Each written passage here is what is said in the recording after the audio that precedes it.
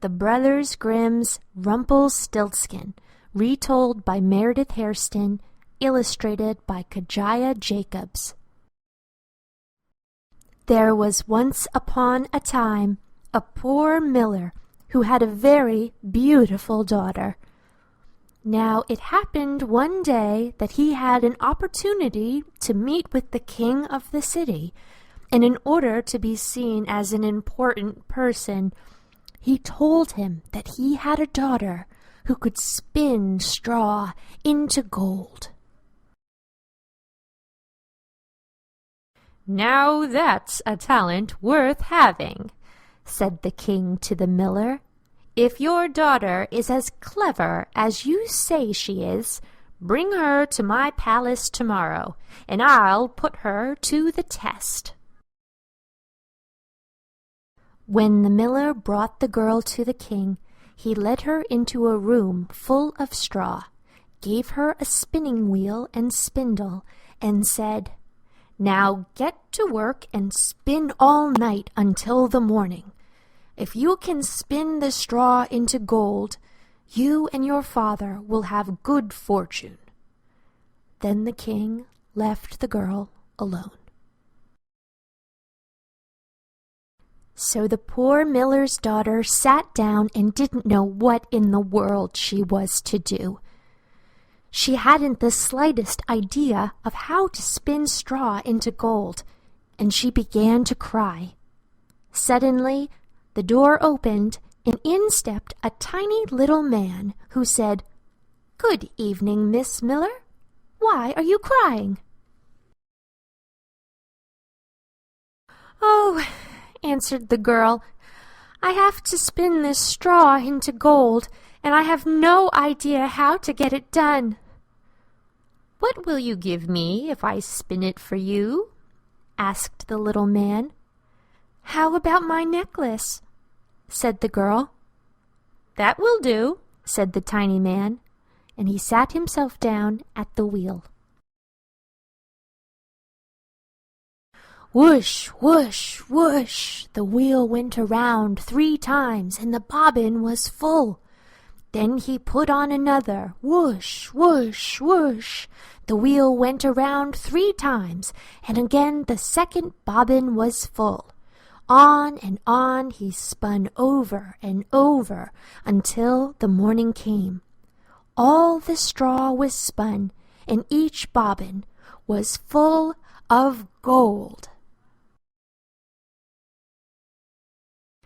As soon as the sun rose, the king came back.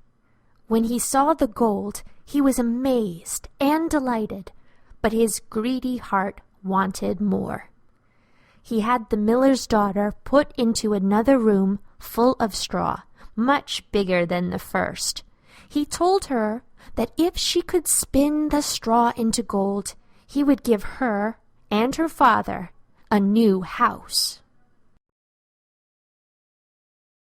The girl was beginning to feel tricked by the king, and when she looked at all the straw, not knowing what to do, again she began to cry. Then the door opened, as it had before, and the tiny little man appeared again and said, "What will you give me this time if I spin this straw into gold?" "The ring from my finger? It was my mother's," said the girl sadly. The tiny man took the ring, and whoosh, around went the spinning wheel again. When the morning came, he had spun all the straw into glittering gold. The king was so pleased, but again his greed for gold was still not satisfied. He brought the miller's daughter to an even bigger room than before. The king said to the girl, "You must spin all this straw into the most beautiful gold, and this time, if you succeed, then you shall become my wife and the queen. You and your father can live here with me in this great palace." When the girl was alone, the tiny man appeared once again. What will you give me this time if I can spin the whole room of straw into gold?" "I have nothing left to give you," said the girl. "Then promise me when you are queen that you will give me your first child." The girl thought about it and figured she would never see the little man again once she was queen. So she agreed, and he spun every last strand of straw into beautiful shimmering gold. When the king came in the morning, he found everything that he desired. He married the girl right away and made her his wife, the queen of the palace. She and her father lived in the palace for a year, and the queen, in fact, gave birth to a baby boy. She had not thought of the little man once, and then, all of a sudden, he stepped into her room. "Now you must give me what you promised," said the tiny man. The queen was so upset that she had made such a promise. She began to cry so terribly that the little man was sorry for her. He said, "All right, I'll give you 3 days to guess my name. If you can figure it out in that time, then you may keep your baby and all of your great fortune." With that, the little man left, and the queen got to work finding names from all over the land. The queen came up with all sorts of names she had never heard. When the little man arrived on the following day, she began with Casper, Belshazzar, and Melchior, along with all the other names she knew.